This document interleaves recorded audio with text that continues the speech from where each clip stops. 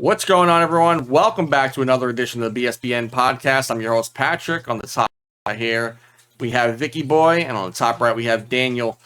Guys, we are a couple of days away from the trade deadline in the my NHL. full name. That just sounds weird. I didn't say your full name.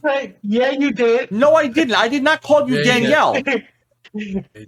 I didn't call you Danielle at all. I said Daniel. He left the A out. Yeah, come on now. I Daniela. didn't say Daniela. All Come right, on, dude. Oh God. I wasn't gonna dox you like that, my lord. Jeez.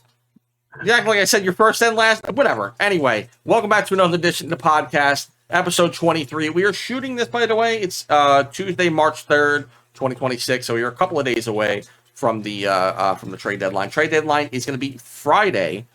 What is it? March 6th at 4 p.m.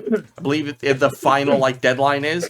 And there's a couple of teams that are absolutely. Sorry, it's all good. Are you okay? Vic's got the cough. He's got the yips. Don't smoke. Don't smoke. He's got the yips right now. Yeah, no. We got the trade deadline coming up here. And I wanted to kind of talk about it, because obviously there's quite a few guys here that are up that that we're going to be looking at, especially with the landscape changing. We are only a month out from the postseason. So a couple of teams are going to be looking to make the final push. Some teams are going to be looking to bounce into the playoffs. Yeah, what? The last 28 games, right? Yeah, we're closing it. We're closing into it, like 28 to 25 games, depending on the team you're looking at. Some people's schedules are a little bit more hectic towards the end of the year than they are at the beginning. So you know how you look at that. I think that even teams have most of their games are at home now for the rest of the season, which great. We lose a lot more, which they just lost last night with a great showing by Gabe Perreault, which I won't talk about right now because I know me, and that'll be the whole podcast. So I go over. It'll be the whole thing. It'll be the whole thing. It'll be the whole podcast. I already know it. Off of one game. Trust me, I know how to do it. But we'll go into it here. I wanna start off with some of the guys that we have listed here. We have a select few names that we're gonna talk about here. I don't know what you guys researched more, but I'll leave you guys to take the floor for this one. Actually, what do you guys out of the trade deadline list that we talked about? Who'd you guys look at most? Who'd you research more of, and where can we start off at? Who wants to take the floor? I mean, I think the main guys that you're looking at this deadline, especially, one being off of coming the Olympic and winning the gold medal, is Vincent Trocheck, because his name has been surfacing for the last 3 weeks now, maybe more. While. Yep. And then you have Jordan Kyrou from the Blues, a very young player still. 27, and still young, but he's in his prime. And you have the Blues being in 31st place, looking to basically be in a rebuild just like the Rangers after getting a new GM. Okay. Vic, what about them? Do you want to start off with any of those guys? Trocheck, didn't he just come out with a statement too that he's trying to win a Stanley? He wants to win a Stanley Cup. Yeah, he wants to be a part of a contending team. He has he wants to go to a contender. Yeah, he has a 12-team no trade clause. He doesn't want to go out west. Sounds like he wants to go to Colorado. If he goes to Colorado, you're talking about a team that also needs to sign McCarr before his contract's up in 2027. So that's going to be tough. They're a cup chasing team. He could fill in a nice hybrid role over there. It makes a lot of sense. The team I was thinking was Minnesota. Wow, cool. Let's just cut people off. Why not? Dan, no problem. Dan. Oh, go ahead. No, you're good. I had the Hurricanes as another team, so we're clearly all on different. Okay, go ahead, Dan. No, I was thinking Minnesota. Anyway, so I had Atlanta Thrash. No, go ahead. You're good. I was thinking the Wild because, like you said, he just came off of winning the Olympic gold, and what better team suits that than having your former Olympic teammates in Matt Boldy, Quinn Hughes, Brock Faber, and Bill Guerin as the GM. It makes too much sense for him to go to the Wild, but like you said, he wants to stay in the East, so does that make the Penguins a contender to get him? Which I've been seeing coming around the last few days. And the Wild could definitely use him because it gives them depth at center, and you already have chemistry with those three guys. So it's not like, and I know all the jokes that we've seen on Twitter before that they were trying to welcome him, recruit him to the Wild already during the Olympics. He was taking family photos with them or team photos on the ice. So it's a whole big, like, it wasn't a joke, or is it something that they're trying to do? So who knows? But I also seen teams like the Red Wings and, like Vic said, the Hurricanes and the Avalanche could also be linked to him.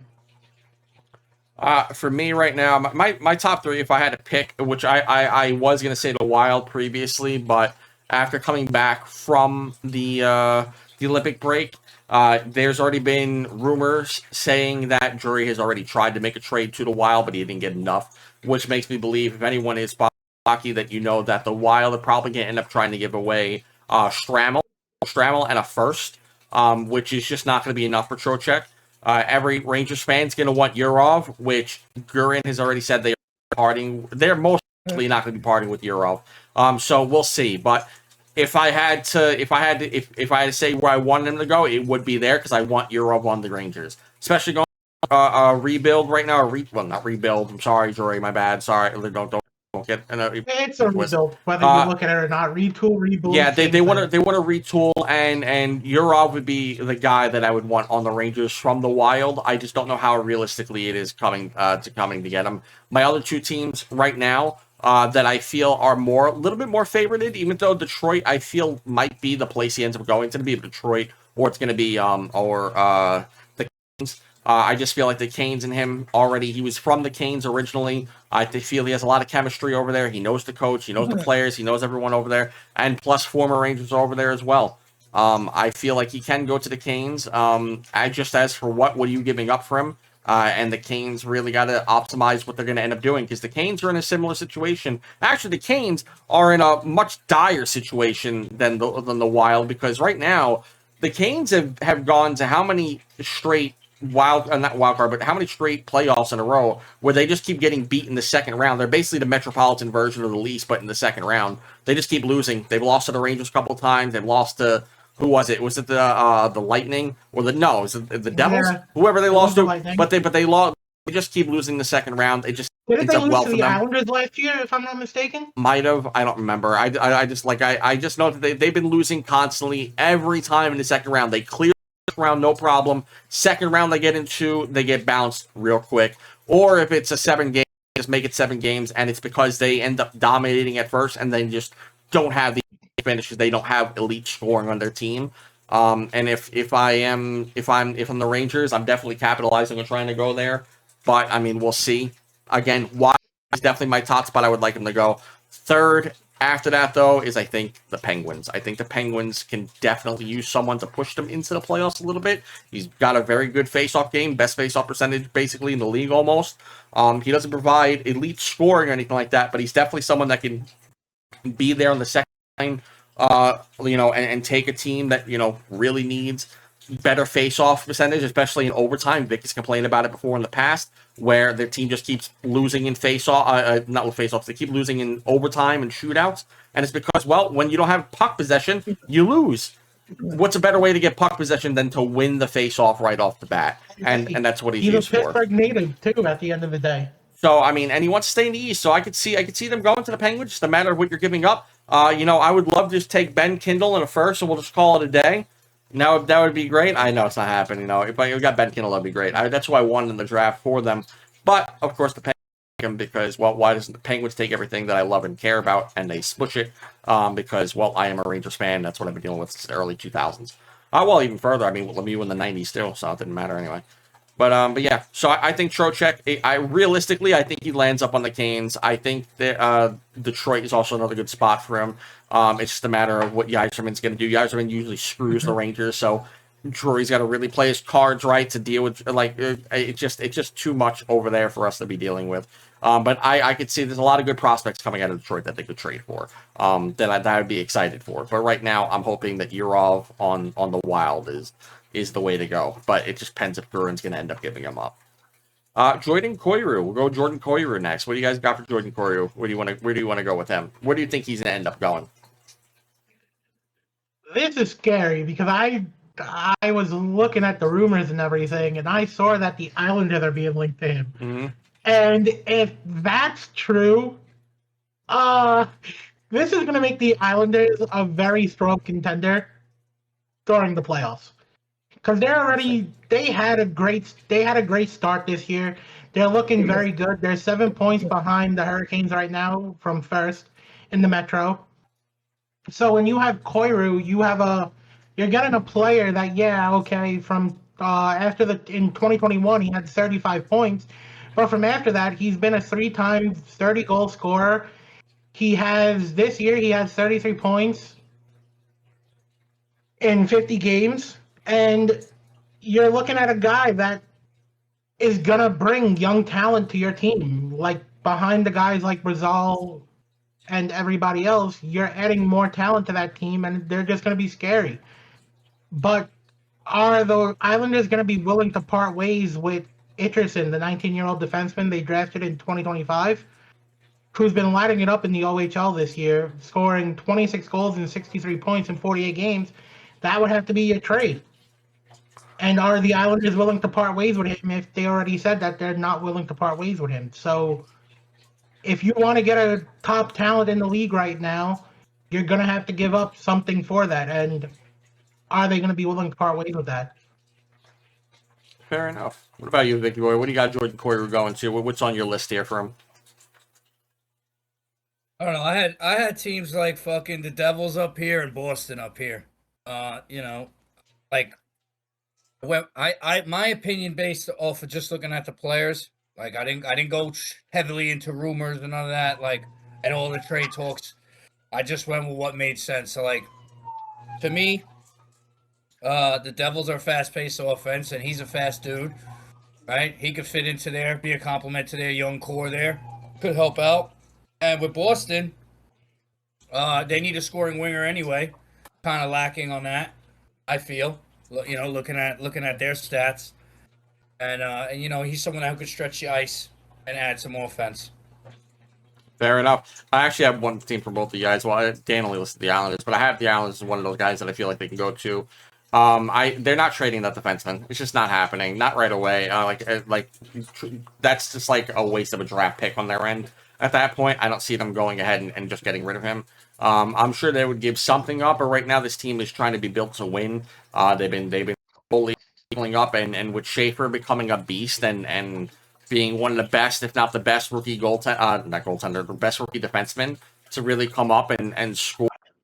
I think he's only 7 goals away from an all-time rookie defensive scoring record. I think he's at 21 right now, or 22 or something like that. But he's going off right now. He's playing great, looks fantastic. If the Rangers would have just lost to them like they should have last year, then we would have had that pick. But nope, we had to go ahead and lose that one game, which is so great for us. Beautiful. I'm sure we would have drafted someone else, or we probably would have gotten another crap bust or some shit. Even though, don't get me wrong, I still love Alexis Lambriere, so I'm still like, it doesn't matter to me. But yeah, I just think that right now, I think the Devils are a good, interesting team for them to go to. I feel like they're very high scoring offensive, kind of capabilities there. That'd be another good place for him to go. I just don't know what they get rid of him for in here. Boston is in their own kind of realm right now. Boston's kind of a tricky team because they do need the scoring. They definitely need the scoring. They're just, I don't know what is up with them this year, and I think it has to do with the fact that Swayman, first off, isn't just doing the greatest that he can do. I feel like that team overall just got so many little holes that are just kind of deflating them in places. Even though I feel like they're still a good team, they could still be a good team on paper. Koivu could go there for sure. I don't know how likely he is to go to Boston. But yeah, I think there would be another spot there where they could try to go for him. And then, of course, I think the last 2 spots that I would think of would be just because, again, people are they're trying to get scoring, they're trying to become favorites, trying to get into the playoffs or become big contenders, would be the Wild and also Detroit. I mean, looking for players, they have the prospects to give, and St. Louis, the team that's looking for exactly that. They're looking for prospects right now. Jordan Career served many 31st in the league because the Rangers had to go ahead and get points in their last games. But what's it called? We can't really help that, unfortunately. Just can't fix stupid. So yeah, I think those two teams would be also just ones that he can go to. But the Devils were an interesting choice, and the Islanders, I'm just gonna say no because I don't want him going there. Period. Because it'll piss me off if he goes to a Metro team right now. Really don't want that happening. I can't stand the Islanders being good already as a Rangers fan, and it pisses me off that I see their games all the time because I watch them when the Rangers aren't on. Because I just like to watch hockey when I can. More recent, I've been watching boxing now with Vic. Vic's been getting into boxing, but probably have to add that at some point depending on how well I get versed in it. Because man, but yeah. Oh man, yeah. There's a couple team going to, and then we have a couple of other guys here that I wanted to list off. We have Nazem Kadri, very very big veteran in this league, a veteran center. There's a couple of teams that I feel like we've already listed that need centers or just forwards in general. Is there any team that you guys could see him going to? What's a team like? Do you have a spot, or do you feel like he'll remain on Calgary by the end of the trade deadline? Where do you feel him going? I would say that we could possibly see him having a reunion in Colorado, because during the 2022 run for the Avalanche, he was a key catalyst to that team winning the cup that year. But then again, you have the Avalanche is going to have to take a $7 million cap hit there. Yep. And that's going to put them in a sticky situation to sign McCarr come that 20 or before that 2027 year that his contract's up. I don't know why you're saying this because McCarr's going to be a Ranger in 2027, so I don't care what you're talking about. And I also see him going to the Canadians, because the Canadians could use a little grit and depth at center. That would be horrifying. I actually don't like that. I like that in the sense that that's actually a good place that's like a good spot. I don't know where you got the Canadians from. I didn't even think about them, but that's actually I saw him in trade rumors as a team. Oh, I have not seen that pop up for him. Oh god, yeah, that would be kind of sticky. That team's like a young, good team. For me, they're one. I guess I didn't think about them because they're one of those teams for me that I want them to kind of like, even though I'm not Canadian by any means, so I'm not like rooting for the Canadians, but for me, I just feel like the team is just so good right now. I like the way the Canadians look, and I kind of want them to just keep doing their thing. I don't even know if they should trade for anyone, but I guess you got to. It's at the end of the day, it's a business. They're looking to get the cup, and I guess if a trade makes you better, it just depends on what they're getting rid of. But that's a good team to look at there. Do you have any others? You wouldn't throw it over to Vic. I'll throw it over to Vic. All right, Vic. Those are the only two teams I had. Catcher, what you got here? Yeah, I was thinking the Golden Knights. You know, they're Golden Knights, just because they're known for looking for veteran centers. He could definitely add roster help and depth to their roster for a deep run. Oh, guys, those are actually two good spots. I don't like either of those. Fuck that. I don't want the Knights winning anything. Oh god. Fuck the Knights. I mean, that's right up their fucking alley too, which is perfect for them. It's just, God, no, ew, God, stay away. For a team that came in from expansion, there just been like every team with an expansion team usually look at go young.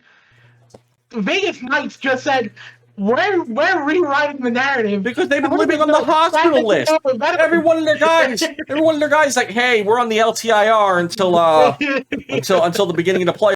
And like, oh man, Stone recovered from his dislocated eyeball. He's good now. I was like, yeah, I'm fine. And he's got a third eye up here now. He's like, whole thing. He's like, all right, where the hell did you guys get this like recovering ability? It's like you tore your ACL 3 weeks.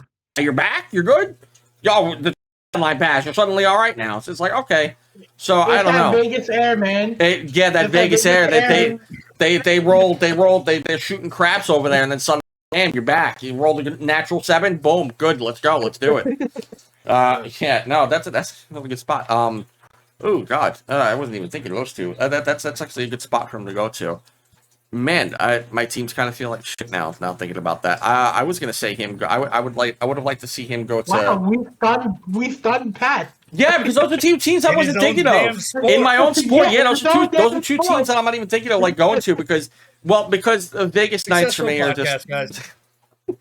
Yeah, that's all. So just stun pad at hockey, and it's like That's it. that. Those are good spots for him. I like that. Those are good try. You that was throwing me for a loop. I was thinking that you guys were just gonna follow like where I felt the rumors were going to, and I was like, okay, they're probably gonna say this team or that team. I was like, okay, so this is where I'm probably gonna end up seeing. You guys threw up like, yeah, Knights. It's like, all right, what Canadians? Like, I didn't even know the Canadians were part of the rumor list, so that's new for me.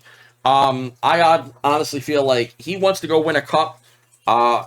If I had to pick a place for him right now, it would be a weird spot because I don't know who the hell they would end up trading away. But there's like two teams that I feel like desperately need that grittiness right now that could really use them in the playoffs, especially with the injury list that they have, or just in general. Someone are two defined teams already, which one would be the Dallas Stars, and the other one would have been the Florida Panthers because they are basically at the edge of their market. Like they're that like they're too, right? yeah, they've lost so many good people on their teams. It's like there's so many injuries there. Kadri would come in and fix a giant hole through the center depth. And right now, I feel like that's a team that if you went to, I just don't know how they would end up pulling it off. Him and Matthew on the same team's kind of scary. It's like your version of the Goon Brothers right there. The whole team's a bunch of goons. Whole team. Yeah. Which, by the way, screw Bennett. By every means necessary, screw Bennett. I do not like Bennett. I don't want him part of any NHL team, but unfortunately, it's not going to happen. And then I would have even said third. I don't know how likely they were to have used it, but I feel like a team that desperately needs an identity in that kind of field because they just do not have the grit to them, and they have a cap. They have the cap for them. It's just depending on whether you want to go get him. I just don't see a need for it right now, but they need a player like him, which would have been the New Jersey Devils. New Jersey Devils need some kind of grit on that team that's actually going to come out and swing and be able to like bang out and get points at the same time. And I feel like he's just another one of those guys that could really go out there and show something. And if you put him behind someone like Hughes or anyone, any of those guys that are like up there, and you could really put him down even as a third line center, as long as he's willing to take a pay cut towards the end of his contract, that would be great. But yeah, I just like those are some teams. I was just throwing out some random teams. I wasn't trying to follow like the trade belt or whatever, but those are just some teams that I felt like that I could see that I would have liked to see them go towards. But shit, man, wow, all right, you guys kind of shocked the shit out of me. It was kind of fucking trippy. How about we jump into Dougie? I was actually going to bring up him next, so we can go Dougie Hamilton. Let's go to Dougie Hamilton next. Where do you guys got him at? Dougie boy. Well, Vic brought it up. He can take over. Yeah, when I seen that name, I was like, damn, I know I used to use him. He played for Boston way back then? He played for Boston. Yeah. I know I used to use him in NHL. What? He's been bouncing around, right? Yeah, he started with Boston. I think he started with Boston. That's what I remember. Then he went to the Hurricanes, and now he's with the Devils, right, Pat? If I'm not mistaken on that. He might have been with the Hurricanes. Oh, was he with the Hurricanes? Yeah, he was with the Hurricanes, right? They're one of my. So I had two teams that I thought would make sense for Dougie. Obviously, the first one was Toronto Maple Leafs. In my opinion, they could use an offensive defenseman like him. He's pretty dominant. You know, he would elevate TJ Brody's defensive game, or he could pair nicely with Morgan Riley. You know what I mean? Get him involved. The second one was the Hurricanes. Since he played with them in the past, it would definitely help out their power play. I think if he was there, you know, there's already some chemistry there. Top pairing again, I think, if he went back to the Hurricanes.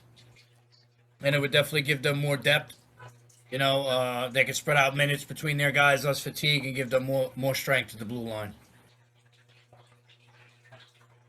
Okay. Yeah, no, that's another team. For Dougie, I had him like, yeah, okay, he's a veteran puck-moving defenseman, and he's like, yes, Vic said he's an offensive defenseman, but his offense ability isn't what it was.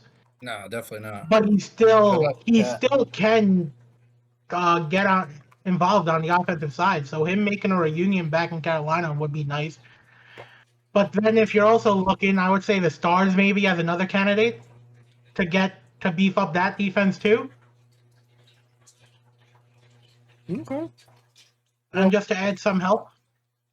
I want to know who the fuck's been feeding Vicky Boy some fucking notes, because like I'm like He's like, yeah, Toronto Maple Leafs. I'm not. Yeah, all right. This is kind of a test. Why I'm confused because there's kind of like a test.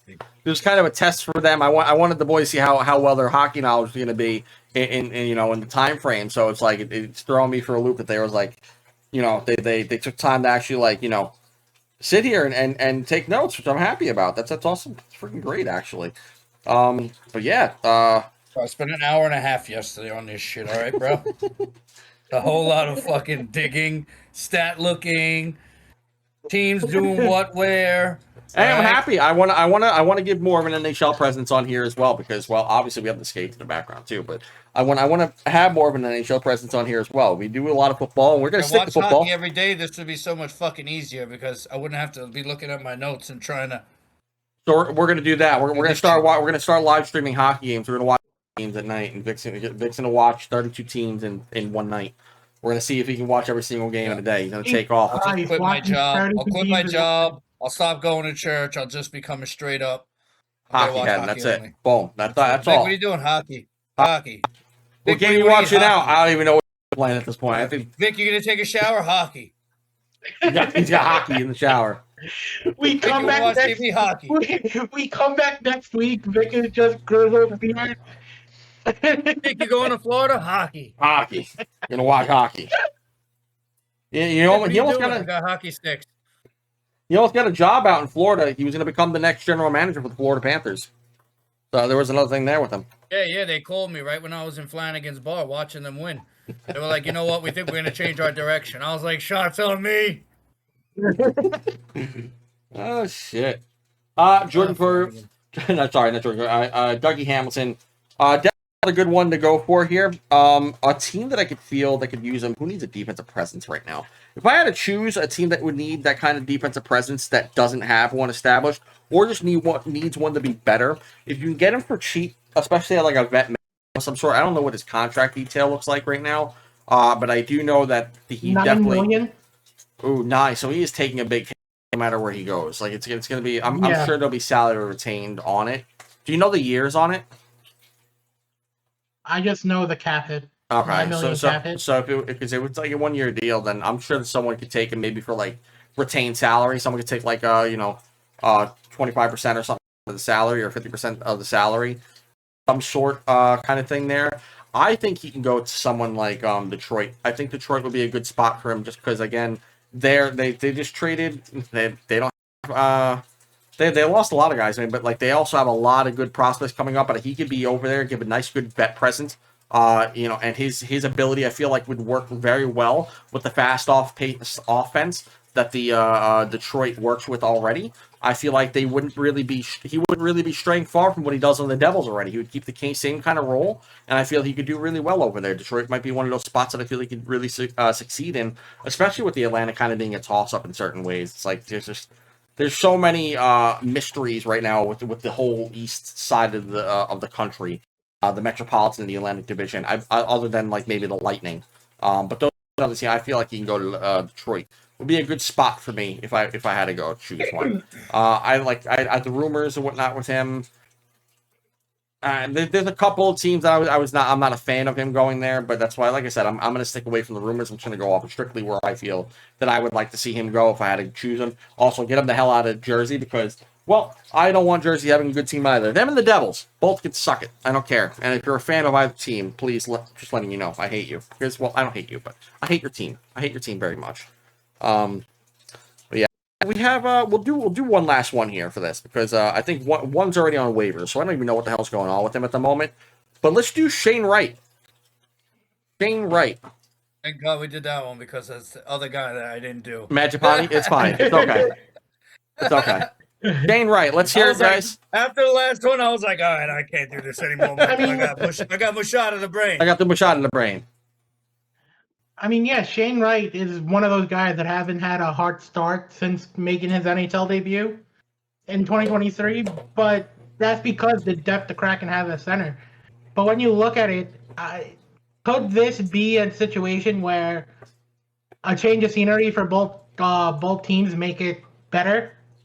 Or everything, because I saw rumors that it's the Kraken are angry with him for his development and all this other issues.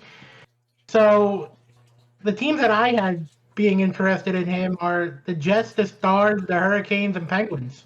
I feel like he could make the Penguins at center depth. First, you're getting a young player that Crosby could take under his wing to mold him into being the next thing of the Panthers,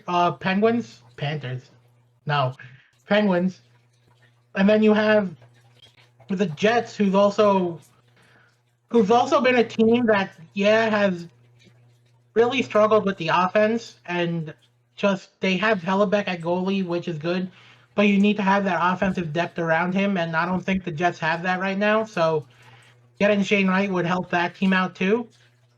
So I think those teams could actually benefit from the help of Shane Wright, and he could benefit from this situation too. Okay. Thank you, boy. What about you? Yeah, I mean, I initially was gonna go with Pittsburgh and give the same angle that Dan just did, but then I was like, you know what, my boy Kindle is gonna be that guy that gets molded by Crosby. And then there was another team that I was looking at. It was like, I don't know. I was looking at the Ducks because the Ducks got a young unit, young core over there. And I feel like to get some shining time over there to develop, playing alongside Mason McTavish, he could create a solid like combination, up the middle, give them like that 1-2 punch, if he gets the minutes that he needs there. Yeah. So I was thinking the Ducks. Ducks would be a good spot. Ducks should be a good one. I don't know how likely they were to go to the Ducks with it, but I think the Ducks are in a transitional period right now where they're kind of okay, and it's like it would be a good spot for them to land on.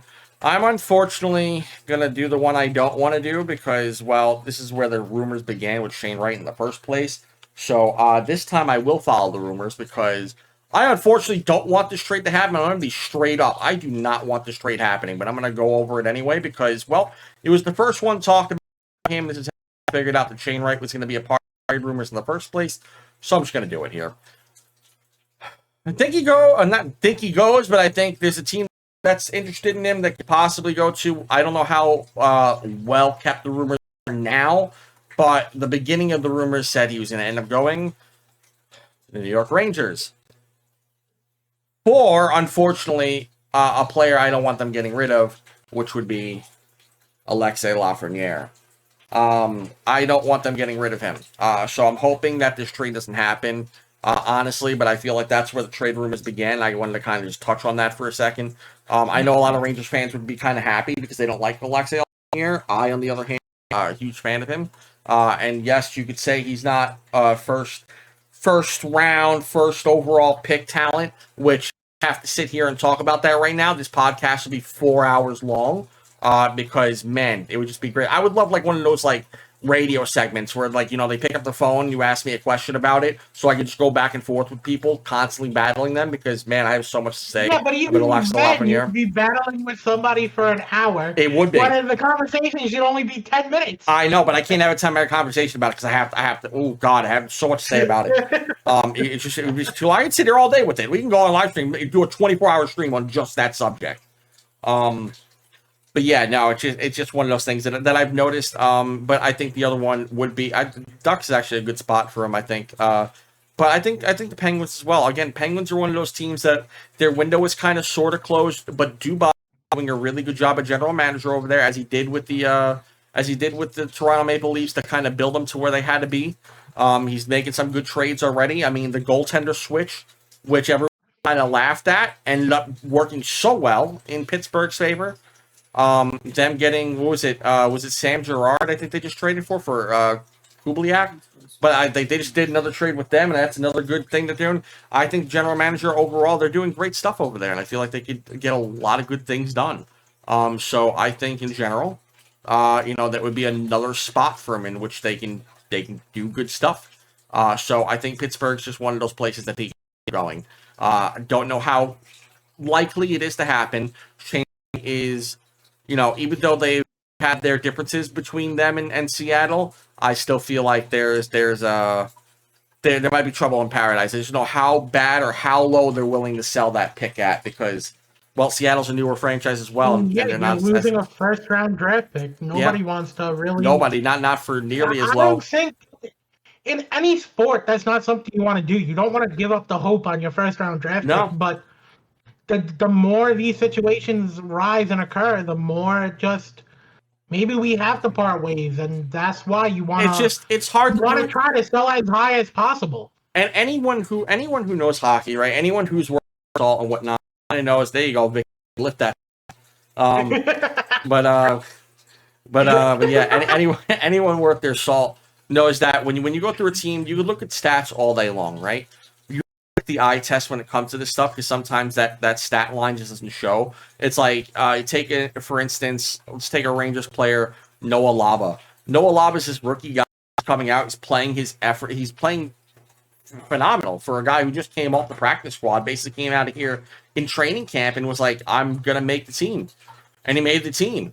But he's doing his thing. He might not be scoring a ton. His points might not be like productive, but he's out there trying every single day. His effort is unmatched for a lot of stuff. And that's just where I feel, you have to look at players. And Shane Wright's one of those guys I feel could still make an impact in this league. I don't feel like he's a bust of a pick. I just don't know if he's gonna, how high his ceiling is. Vicky Boy's still muted as well, so we have no idea what he's saying. But what's it called? But Bro. Oh man, I don't even want to swear right now. I don't know what the hell that was. Lady just comes in with groceries. My mom's friend, she's like, "Yeah, we're just dropping off groceries." groceries. Megan, I'm like, "A text would be nice." A Let me text, know. some. You just walk right in the door. It's like, hey, here I am. What?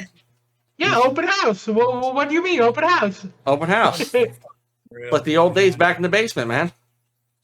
The open house. He says but this. I've always been a fan of like with stats. Stats is just a number to me. And this isn't every sport. I personally feel like the eye test shows you got a better representative of what that player could be. The stats, okay, yeah, they're just numbers on a screen. But it's the eye test. You get to see how the player is, and yeah, maybe they're not going to gel the first year, but give them time and see how they are over the years. It all depends on what kind of effort they have, what their determination is to get better. And you don't always have guys like Crosby, McDavid. You don't always have these guys coming into the league. If you did, generational talents would be everywhere. It's just not the case. Yeah, like there's definitely like busts, but like when it like we'll talk just really quick because we're still on the subject, but someone like Alexei Lafreniere, right? My biggest thing is I compare him not to someone who's elite because I feel like immediately, right, coming out the gate, there are when I always go through my own little rank system. You can call it S, A, B, whatever you want to call it. You can call it elite, great, good, meh, bad. Like there's just a couple of ways you can go about it. If I'm taking Alexei Lafreniere, who first off, 2020 draft pick, he's definitely not the best player to come out of the 2020 draft, but that draft class was not great to begin with. It was a really weak draft class. Not a lot of people. What, it was Jack Hughes and him, right? No, Jack Hughes 2019. That was him and Kako. But the 2020 draft class was not going to be great. And you had Stützle, who's probably the greatest player to come out of that draft. But even then, even if the Rangers got him, he'd definitely be an upgrade if you got him at the number one. But I mean, like, I don't think Rangers fans would have been even satisfied with him. They would have been like, oh, he's producing, but he's not getting 90, 100 points. He might be getting like 60, 70, maybe even 80 points, on a Rangers team. But especially if they shove them down to the bottom, people got to remember, it's not even just the fact that Lafreniere, you can call it skill, whatever you want to call it, but they were going through their own retool and they shoved them down to the bottom. They would have done the same thing to any draft pick they were going to go get. Stützle would have been the same. Yeah. Stützle would have been on the third line because they already had their centers. They were going to go ahead and do that. They weren't going to go ahead and have anyone. The kid line still would have happened. But they would have had to have someone on the wing. But regardless, though, but they would have had him down below. They wouldn't have had him on the first two lines. They did not have the team for it. He would have been on another team. You could have put him somewhere else. He wouldn't have been a Celebrini type kind of player. Definitely not. If anyone, and I'll say this again, if you're ever going to go think of someone that's good, stop just listening to analysts. Please go watch the guy you want to get drafted to your team. Go look at them because you can look through all these mock drafts. You can look through all these players, and this guy could say he's really good because he reminds me of. Do you think these guys actually watch these players? there's so many prospects around the world. You think Mark Messier is going to take the time to watch, the first 90 players while also being on TV, doing any kind of management stuff that he's got to do, any kind of business class stuff he's got to do? You think he's doing all that stuff at the same exact time? It's not happening. So you watch your own prospects so you know what you're getting into. Lafreniere is going to be a good player. He's just not going to. He's going to be basically Ryan Nugent Hopkins. He's basically going to be him from Edmonton. He's going to be a first overall pick. That's not going to be elite. He's not going to be McDavid, but he will be a good centerpiece for something that you could use. He could definitely be build off with your team. And I don't think he should leave the Rangers. I think he should stay here for the remainder of his contract of the 7 years, even though Rangers fans might hate me for it. The caps keep going up. It's not like it's even going to be that big of a hit in a couple of years anyway. But yeah, that's just my opinion on it. But moving on, speaking of drafts and combines and all that other stuff, the NFL Combine happened this weekend.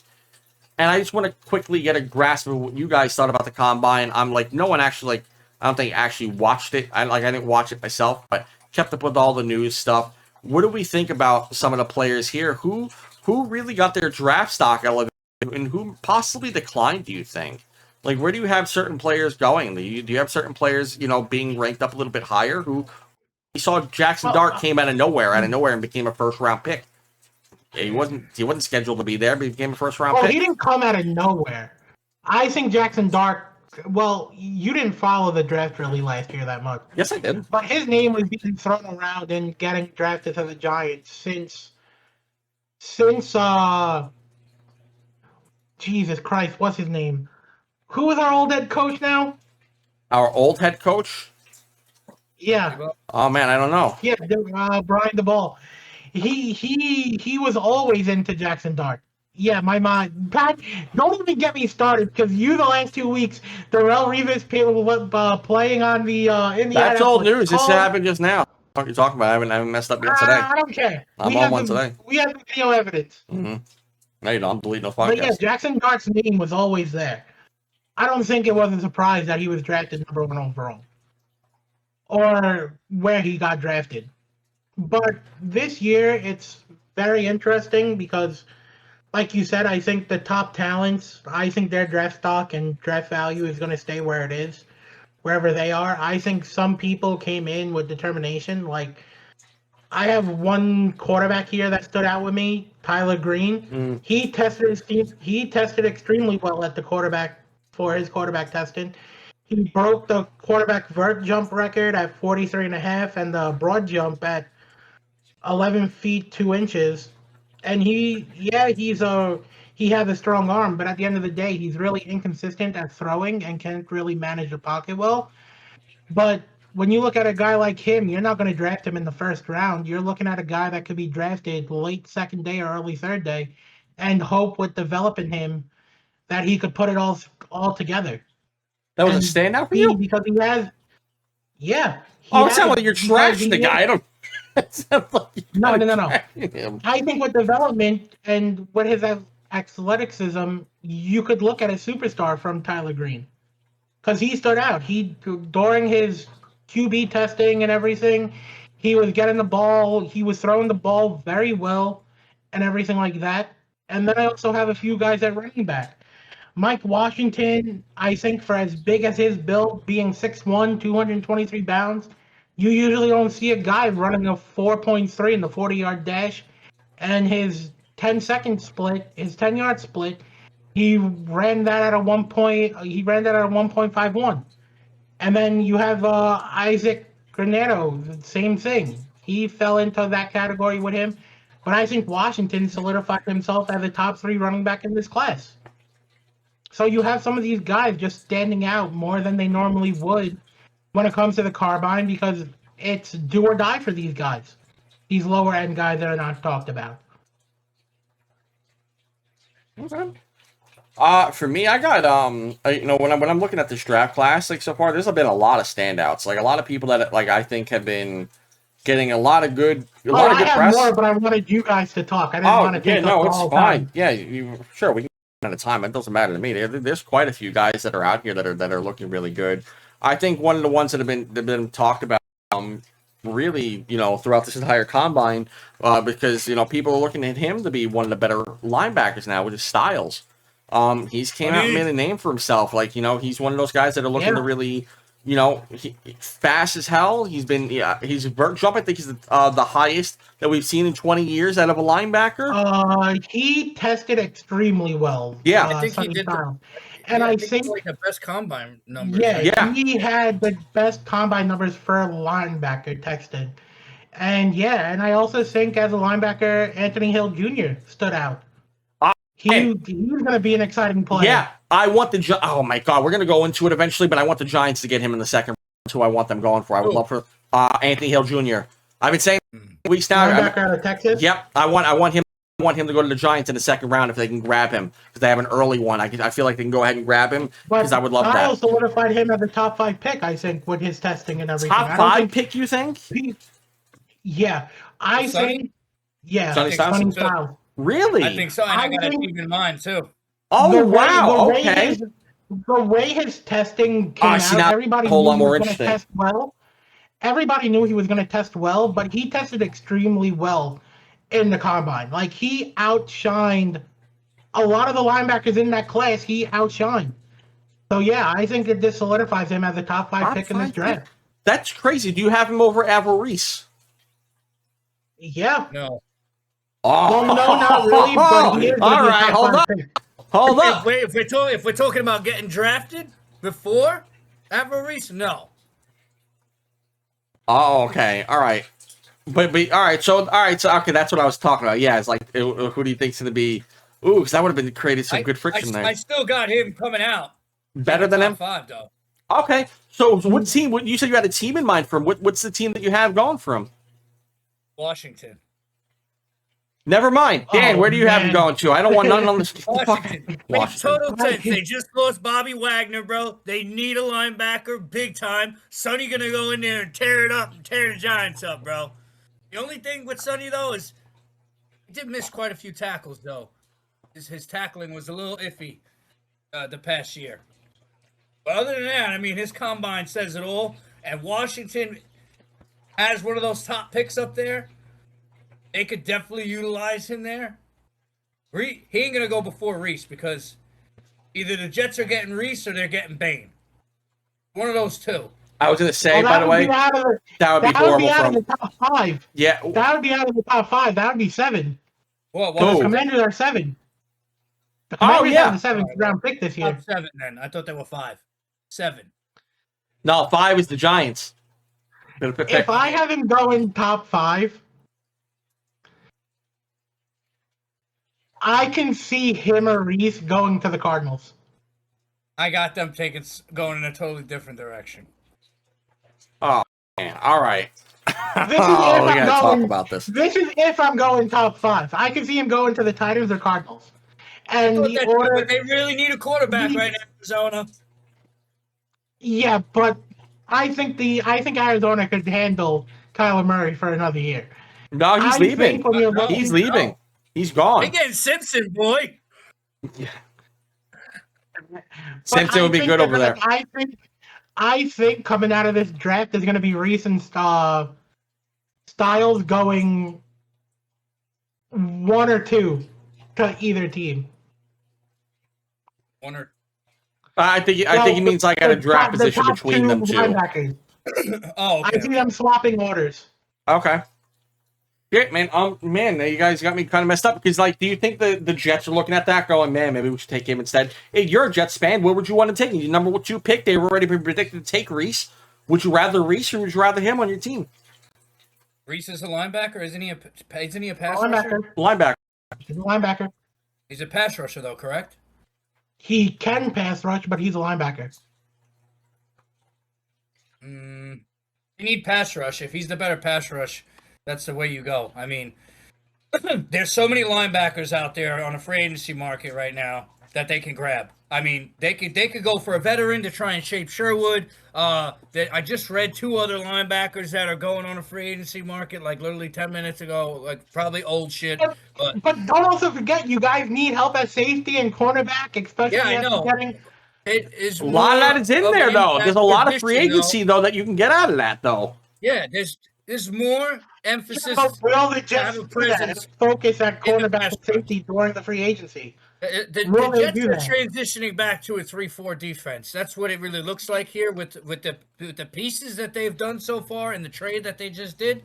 So that means they're going to have outside linebackers generating pressure. Now, Sonny ain't no pass rusher. He's a middle of the field, fast, explosive coverage kind of guy.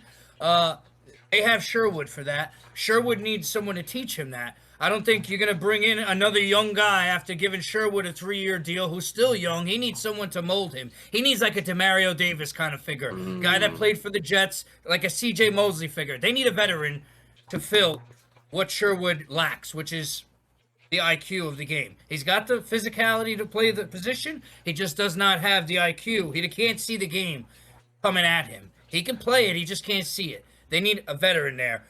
There's plenty of free agents that they can do that with. I'd rather them go get a pass rushing generating linebacker. They're going to need it anyway because they just got rid of Jermaine Johnson, which was good. But, we picked up an inside run guy, more depth on the defensive tackle. And then 16, I still think they go defense. I don't think they're going safety at 16. I'm pretty sure Caleb Downs is gone by then. Absolutely gone by then. Yeah. And, I mean, if they were gonna go with a wide receiver, And I still think that's where they're going. and he slid, if he does slide Carnell Tate to 15, because I could see him being a top 10 also, Makai or Lemon. being at number 10. I have them going. For me, for that's like I have them going Reese at the 2. That's who I would want there for them, even with Styles play. I think Reese is the better option for them to go. I don't want them getting Bain. I don't like the pick of Bain. I feel like he's just not gonna. Personally, I'm more not a Reese fan. myself. I don't think Bain's. People might shit on me for it. I don't think Bain pans out in the NFL. Might be a bold thing. I think he's a bust. Or a potential bust. Like I just don't think he pans out. I didn't like him. There's just nothing about him screams dominant defensive end for me. I'm not a fan of it. So for me, I don't want them going Bain. But I do have the Jets going Reese, and I say Makai Lemon at the wide receiver role at 15 is where I would have them going. Because yeah, definitely Downs is gone. Downs is gone. He's either getting taken by multiple teams. He's either getting taken by the Giants, he's getting taken by the Chiefs, or he's getting taken by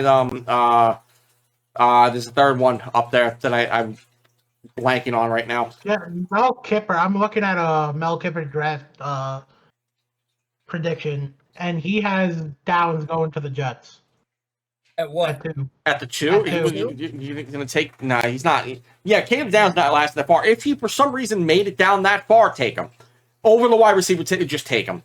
Take him. Because we already know the wide receiver pool is about to get, thinned out. Because a couple of these guys are now getting... Dan, you're saying that they're going to take him at the second pick. Yeah. And the number 2 overall pick. To take Caleb Downs at That's what they're 2? saying, yeah. No.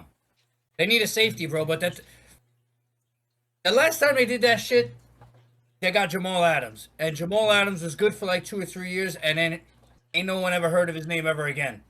Yeah, but Jamal Adams is also one of those guys that was like the Odell Beckham. He was very cocky. He didn't grow into his role. And now look at what he's doing on Seattle. So, or is he on Seattle? I'd rather the Jets go and get an offensive lineman over Caleb Downs in the second. Offensive lineman? Really? You think so? You would want them going for an offensive lineman over him? Yeah, bro. I don't know. Yeah, this kid Caleb Downs, right? He could be good, man. I feel like safeties don't really pan out out of college good, man. That takes years to develop, man. The Jets need to go and get find someone on a free agency, or just find a couple of bridge gap players that could fill that role. You know what I mean? They could always they won't go for an offensive lineman. I'm just saying, if you're gonna waste one of your picks, and I'm not calling them a waste on Caleb Downs at all. I'm just saying, if you're gonna waste, I know the Jets will waste. It'll be a waste for the Jets. I'd rather them go and beef up the offensive line a little bit more. You know what I mean? You have the capital to do it. You could go and you don't know what you're going to do with Veritucka, really. He's injury prone. I don't know if he's walking or if he's staying or if he's getting a deal. They're a young core anyway. You can add another piece there. I am for Reese at 2, and then at 16, see what's on the board. Because I don't know where their heads are at. It's very hard to predict what the Jets are trying to do. I doubt Caleb Downs is there. If he's there at Probably 16, He's not Okay. making it to 16. all right. So then safety should He's come off not the dropping board. out of the top Safety, 5 in my safety opinion. needs to become a second or third round afterthought, and that needs to be something that's addressed in the offseason. That's not something you're not getting your starting safety in the draft to start. Like, I'm sorry, bro. I don't care how good you are. You're gonna get roasted, bro. You ain't gonna make that backfield that much better in an instant. It's been horrible for years, and you're not the guy that's gonna just like this. Whip it No, in they the need shape. some pivotal pieces. I'd rather them go get depth at the position than go and spend a second round draft pick on a safety that probably ain't going to be there in 4 years because he hasn't had enough time to develop, and he's playing in New York, and he's in the same shit that happens with everyone that is supposed to be a big name that goes to the Jets and doesn't pan out and plays somewhere else. Like, no, I'd rather you get a piece that's going to make a difference instantly. An offensive lineman makes a difference instantly because it's a young core. He's going to play not as a starter, but he's going to play minutes. He's going to keep that line fresh. Same thing for the defensive line. We're lacking that right now, big time. Linebackers, defensive line, pass rush, right? We need depth on these, especially if they're trying to transition to a 3-4 defense. The middle linebacker position, if you are transitioning to a 3-4, like, there's a lot that needs to be done before, like, in my opinion, they need to go for a veteran safeties, or at least they got to find someone that can bridge the hole there and someone at linebacker, especially if you're going 3-4, because you don't have another interior linebacker. So you need Reese no matter what, because you have no outside linebacking core whatsoever on the Jets. Like, that's it. You have Sherwood, and then you got blank, blank, blank. And no secondary middle and no outside linebackers. And you just got rid of your end. You got McDonald and you got interior Phillips and a guy they just got Sweat and Briggs. So it's looking pretty. That front seven looks pretty weak right now. Now you throw Reese in there and you throw another defensive piece in there. That's not a safety. Maybe it's another linebacker. Maybe it's another defensive front. Now your front sevens look a little better. If they go and get a linebacker in the offseason. Now it looks a little like, all right, no doubt. And then in the offseason, all right, let's just get a safety for now. Because next year, we can go first round with a safety if that's really what we need. We can go and try and fill some of those gaps. Like, there's a lot that needs to happen. But I definitely don't think they should go 2 with Caleb Downs. I'm still looking at them to get Reese, and I want them to get Mekhi Lemon at the 16 if he's still there, available for wide receiver. I think that's just like the smartest way for them to go right now, unless they end up getting the wide receivers in the free agency. But right now, I feel like it's the best option for them to go. That's another kid that I want to talk about. Monroe Freeling had a dope ass combine Yep. too, bro. And he only started 1 year. Offensive lineman. Like, he had a pretty solid freaking. You know what I mean? Like, that could be a piece that gets put in there. This would be a good couple of first line people. Mel Kicker has you guys going defensive with both picks. I think a lot of people do, but I like Mekhi Lemon. I like Mekhi Lemon at the second. And that's second. I think they go defense twice, but not safety. I'd boo the Jets all next season if I see them go 2 defensive traits. Who else is there up there like that's a notable safety other than Caleb Downs? Caleb Downs. You know what I mean? We're not talking about anybody else at safety. He ain't there at 16. If you take him at 2, it's a waste to me. That's fine.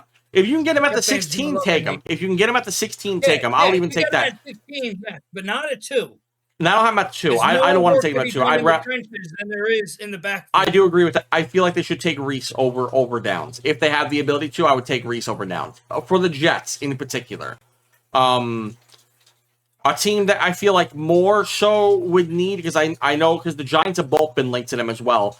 I'd rather the Giants take Downs over Reese just because I feel like the opposite problem is happening on the Giants right now. I feel like their back end is really what is weak right now. And I feel like their front seven is a little bit better. They do need linebackers, but they need more of the coverage linebacker rather than the pass rushing linebacker, is what I feel. I feel like they have the exact opposite problem that the Jets have right now. And I would like to see them, if they went for Caleb Downs at the 5, I'm not disappointed. I would not be mad. I'm happy with that decision. If they can grab him at 5, it's perfectly cool by me.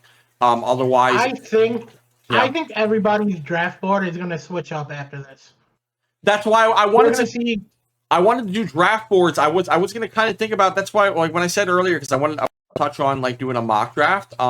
I wanted to do like mock drafts like now, and then maybe a couple of like maybe 2 weeks out before the draft itself, and then we would do one draft day. We're kind of touching on it a little bit. Yeah. I was. I mean, I was looking at Jeremiah Love, bro, and I had 2 teams up here that I would love to see him go to in the top 10. Kansas City, Tennessee, or Kansas City. And I have on. Yeah, definitely Kansas City at 9. I read that yesterday again, and I don't know if it's just because New York News or whatever, but I wasn't even New York that posted him, but again, Sportsnet, or not Sportsnet, it was ESPN that posted about him, and the analysts were talking about him going freaking the Giants. I was like, no. That'd be a waste. It would be an absolute waste. I swear, if the Giants, for whatever reason, went with Jeremiah Love at the 5, this could blow up in my face, but I'm like booing them all season. Like I'll straight up only cheer for the Jets at that point. You would piss me off so bad if you do that. He would become your starting running back. And it's like we don't need that. Outplay Scatterbo. He'll outplay Scatterbo and Tracy. We don't need Tracy's good enough right now, and Scatterbo is good enough right now. Just play them smart and don't headbutt walls.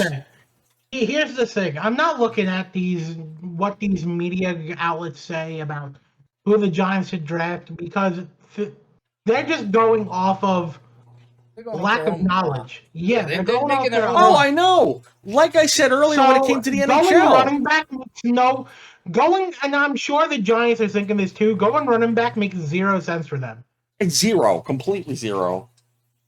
Yeah, but I've seen Giants fans say they want him. I'm like, you guys are nuts. I don't care if you want him. It's a want. The name. They don't. Yeah, it's a want. Yeah, you just want the name. That's it. You just want the name to be a part of your team. You know what's even worse? You want to know who else I want? You want to know who else I want? I want Reese. I want Tate. I want Styles. You want everyone in the whole first round. Speaking of, real quick, is that going to happen? Absolutely Can we talk about him? Can we talk about Carnell quick? Because, the people have talked about how he's a slow receiver because he ran, a 4.53? And I was like, half the guys in the league right now, some of the best receivers are running a 4.59. Devontae Adams is one of those guys. It's like, what are we talking about here? Why does everyone need to be a 4.3 as a run? Like, no one needs to be that. Not also that, but at the same time, not all these guys are taking the agility test. The agility test is not done by anybody nowadays in the combine. Only a selective few have selected to do the agility test this year. So Carnell Tate, really did. A lot of these people.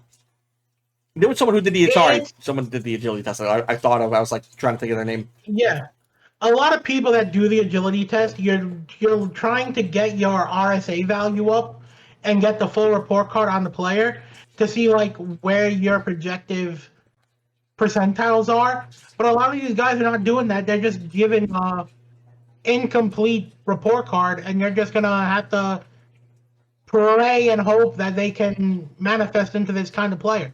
Carnell Tate, I don't care what you say. When you look at the tape that he has out of Ohio State, he's a dog. You're looking at a very explosive receiver. Yeah. You're looking at a best receiver that can get down the field. And I don't care. I'm taking, if Carnell Tate is available, I'm taking him. And I'm taking him over Mekhi Lemon. I agree. I think him over there too. But Mekhi Lemon at the 15 would be good for the Jets. That's why I'm saying, because he's still a dog too. He's another one that's really good. I like Mekhi Lemon. Yeah, but I think does he go in the top 10, Tate, or does he slide? Oh, I think he's top. I think he's top 10. I think he's top 10, but I got a feeling he's going to slide. He slides for one reason: only if the Giants don't take him strictly, because no one else in that top 5 I feel like needs him right now. Then the Browns are taking him. The Browns need a receiver. They're taking him. Well, hold on. We don't know, because the Browns need a lot of things. A lot of things, and we don't know where the Browns going. They're another one who needs him, but I doubt they go him. But give him a young kid with Cam Ward. That would be great, and I said that they should take him. That was who I said you should take in the first place. They need a wide receiver, but depending on who the free agency goes for, and you have Coach Saleh as well as your head coach, it's another problem here. He just went and got Jermaine, so. Saleh's looking at, and I can tell you this right now, Saleh's looking at Styles or Reese. out of that draft for the defense. How about this? You know, we'll mark it down because, you know, we're gonna do one during the draft. But how about we do this? Because the free agency opens up March 11th, right? We don't know what's going on. We don't know what the free agency is like, but I'm pretty sure. Free agency happens after the draft. No, it doesn't. Is first, then free What? agency. No, the draft happens in April. March is when free agency starts. Nope. Am I tripping? Did we not talk about this? When did free agency start? Didn't we just talk about this being last week, Dan? You were the one who said it. Is it not March 11th? Did you give me false info on the last podcast? Is that where we're at right now? Because I could have sworn we were waiting on. It's March 11th for the free agency to start up. The negotiation windows start 9th, but it opens up the 11th. So, yes, it starts March 11th. Way before the draft. The draft is until the 23rd. Of April, right? Yeah. Yeah, so we're plenty good. We have time. So, no, it's absolutely beforehand. You see, Dan, new co-host. I want a third co-host. We need... I need someone on the draft board that's available to take his spot. So, Mikhail Lemon, bring yourself down. We doing a mock? I'm do a mock. Not today. We'll do a mock. Let's give the free agency a couple of weeks to marinate. You know, obviously because it happens before the draft. Dan, we'll do a mock draft on the week of April 1st. Because you're not going to be on the 17th anyway. But we'll do it the week of April 1st. It gives it a couple of weeks for it to marinate. I'll be on the 17th. Huh? You're not going to be on the 17th. Well, I'll be in Florida, but yeah. I can still shoot probably. Yeah, we'll see. But I didn't want to take up your time. It's also around your birthday. I didn't want to have the whole thing.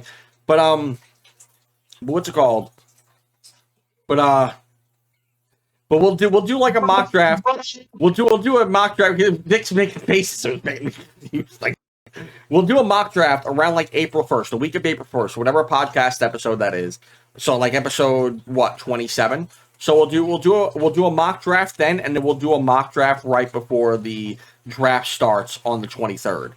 So we'll do 2 mock drafts. We'll do what we think then, and we'll give it a couple more weeks, see if any other developments that happen or any other kind of rumors that happen, and we'll go from there. If we're doing a mock draft now, I would say one of these next couple weeks we do our mock draft. Doing it April 1st is too close to the deadline because listen, your mock draft is not going to change when it's that close to a draft. Yeah, but it might though because the free agency happens. All right, so the free agency happens March 11th, right? Typically, when the free agency, it's the first 2 weeks that really get going, and yes, and I say you do your mock draft before free agency opens, and then you do your mock draft after, closer to the draft. We're not doing the podcast before the thing starts, Dan. It's already March 3rd. Well, we're going to shoot one on the 10th, right before free agency starts, I guess? Yeah, maybe we could do it then next week. You want to do one next week? We can do it next week. But then we have to do one during the, we're going to be doing one the draft day as well, so I figured just April 1st would be fine. No, but it's too close, because then you said, going into our draft episode, we're going to do another mock draft. That's too close to have 2 mock drafts. All right, Vic, you're the tiebreaker here. So where are you going with it? Where do you feel we should do it at? All right, free agency opens March 11th. Officially March 11th. Draft is August 23rd. April 23rd. I mean April 23rd. Sorry. The A's. Don't worry, you're good, Vic. All right. March 24th. We'll do our first mock draft. All right, March 24th. So we'll do it. Okay. That's a Tuesday, or is that just a random date you chose? What? A week and a half, 2 weeks before the draft? Yes. Okay. I say a week before the draft. So then April 14th kind of deal or something like that. So that it's like a 2-week push off. Yeah. And it gives me some time to figure out. Speaking of, just because I opened it up, I know you had just mentioned it, but the Cardinals are releasing Kyler Murray officially. That they had just announced it literally 2 minutes ago. 2 minutes ago, yep. They're releasing him. Not come to the freaking Jets, man. I am not watching football this year. I'm stating that right now. Kyler Murray to the Jets. Let's make it official. Official deal done tomorrow. All my Jet jerseys, and I will not be watching the NFL if he goes to the Jets this year. And I won't be part of the draft. I won't be doing none of that.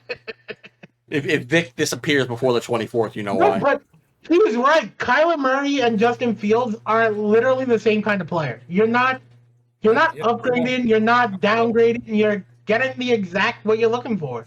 He can go play Xbox and wait for someone to call him. Because that's what we do, buddy. All right, and we don't make millions, and you're over here, and it's just like, oh, we ain't I mean, that's what Tyreek Hill does. Yeah, He plays Madden, and he's good. Let's get him. That's what Tyreek Hill does. That's his film report. That's what Tyreek Hill does. He looks at the team and he sees the safety or he sees whoever he's versing. A lot of players do that actually. To like read defenses and everything, they play Madden. It's not even close though. And this is why you get such bad QB play in the league.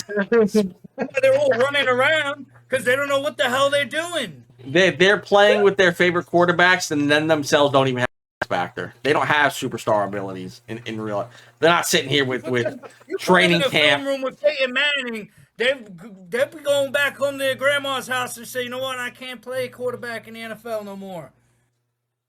It's just it's sad. It's a sad time. Don't get me, I love my games. I love Madden. Don't get me wrong, but we're not getting paid millions to decide what we're doing off Madden. Okay, no, but sometimes our takes are Madden fucking trade takes. Oh, I don't believe so. We're gonna make a trade for this. Yeah, our trades are not really realistic. What? I don't believe so. What trade things have we made that have been unrealistic? I don't think so. I feel like we've been pretty fair on it. But to be fair, everybody is definitely an exaggerated GM. Like, oh, if I'm in this spot, I would do this. Like, I say the Jets on March 11th, they take the next 5 draft picks. They have the next 5 first-round draft picks, and they trade for Joe Burrow on March 11th. And that's where we settle at, and we just do it that way. And then, boom, we're done. Oh, my God. Can you imagine? He realizes how bad he messed up and retires the year after? That would be Jets luck. Can you imagine how many Jets fans would be up in pitchforks and burn down New York City if they traded all their first-round picks? If they took 5 first round draft picks. If it was for Joe Burrow, I don't think it would be that bad because they'd be like, "Yo, we got one," and then with all the pressure putting on him, he would get horrible. Introducing number 9, Joe Burrow with the American flag. He just doesn't look like himself anymore. They ruined him. They get the Jim Carrey stunt double that just came out. They get the body double for Joe Burrow to come out. In French or whatever. They get him to come out instead, so it's not even Joe Burrow. It's like they're gonna get Cody Rhodes. Cody Rhodes out there. Cody Rhodes. Can you imagine they get Joe Burrows and his entrance into the field is a WWE entrance? Just a background music.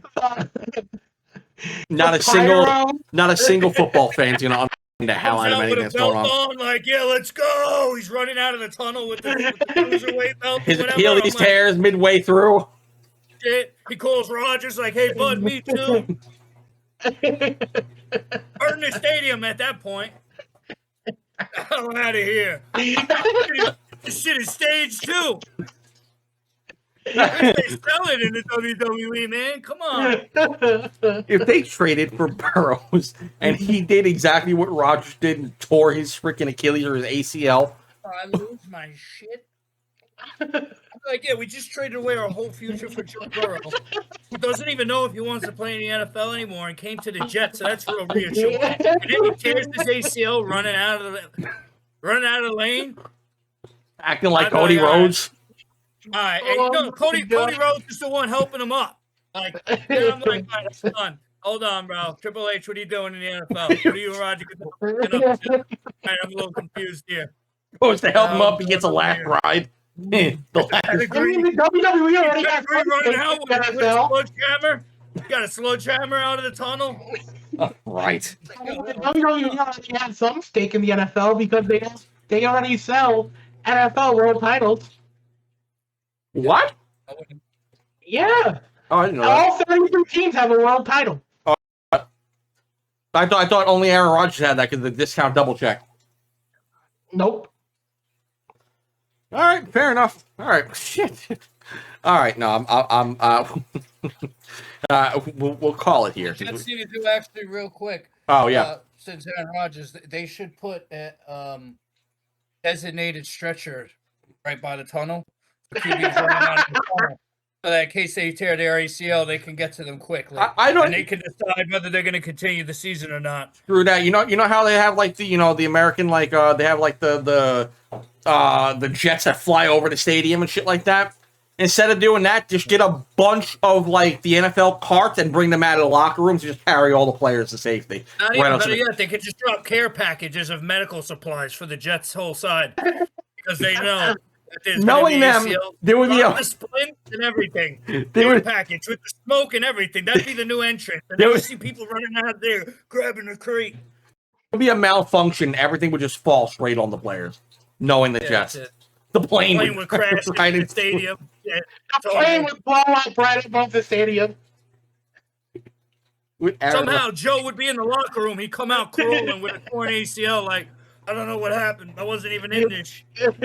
I ain't gonna be able to make it. I went to go tie my shoe. I was on the phone with Discount Double Check, man. I went to go tie my shoe. I slipped a couple of my discs. I only had it on speaker. Instantly tore. Real. All right, let's get to this lightning round. I'm putting some bad juju on them already. That's the lightning round. Who's the first ACL tear of the next season? No, we can't do that. We don't want to wish injury on anyone. No, we don't want to wish injury on anyone. Just oh my god. Realistic. My lord. Okay. Shit, dude. I don't even have one. All right, you know what? I have one here. You guys are gonna have to pull up your phones for ESPN because I know you guys aren't gonna know off the bat. All right. What team right that is not again? What? Your mic started. What? R2D2. Hello, is my mic all right now? Your mic's all right, but you came in like R2D2. Oh, did I? I can't wait to read that on the podcast then. It's all right. Don't worry about it. We'll let this one slide, honey. What team right now that is outside the NHL playoffs do you think is the dark horse to make it in? Who bounces in to the NHL playoffs? I'm also going to look because I actually don't even have one for this myself. So I probably should look myself here because I don't want to make myself look like an ass. Probably should have had you guys do that one earlier. What's the a little heads up would have been nice. Yeah, well, no heads up for anyone. No one gets heads up. Not allowed to get them. Who's the dark horse? Who's the dark horse to make it to the NHL playoffs right out currently?